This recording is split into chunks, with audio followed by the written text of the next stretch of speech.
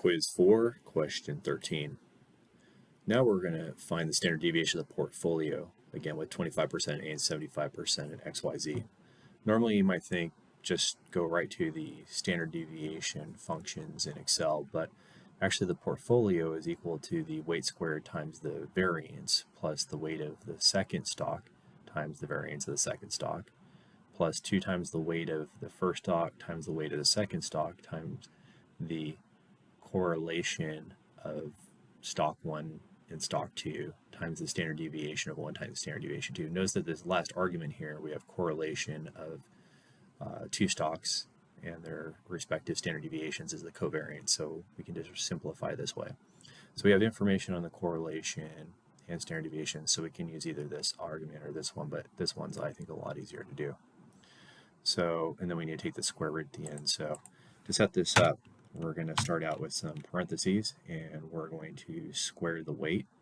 And the weight for the first stock is right here. So we'll take that to the power of 2.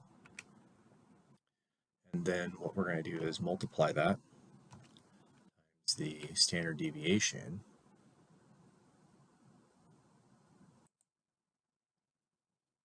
and square it.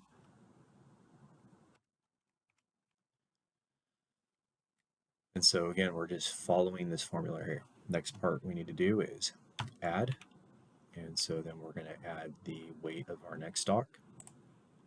We're going to take it to the power of 2. Then we're going to multiply that times the standard deviation, and we're going to square it to get the variance.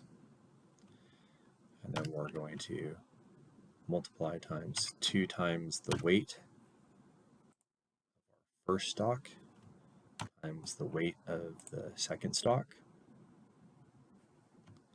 times the covariance. Now, of course, here we could do correlation times the standard deviation of ABC times the standard deviation of XYZ, but having the one input is much nicer. Last thing we need to do is take the square root, so we're going to take this to the power of 0.5.